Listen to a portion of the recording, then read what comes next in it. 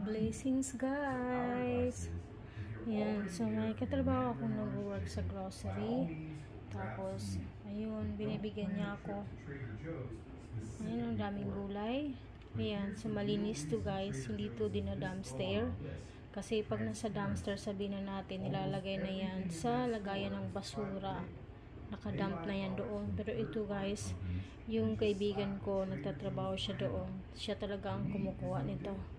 Ayan, kasi sabi din ng boss niya na ibigay daw sa kaibigan niya. Diba? Jackpot na guys. Tapos, meron pa doon guys. Kaya matutuwa yung aking mga manok dito. So, ibibigay ko to sa mga manok. Lalo na yung mga ganito, naka-slice ng mga prutas. Ayan. Pero yung mga ganito guys na ano pa, medyo maganda pa to. Ipipikles ko to tapos tatanggalan lang ng balat. Ito yung mga avocado, maganda pa. Tapos yung mga apple din maganda pa. Pero hindi naman ako masyadong kumakain ng apple. Kaya ibibigay ko rin sa manok yan. So yun lang guys. Thanks for watching.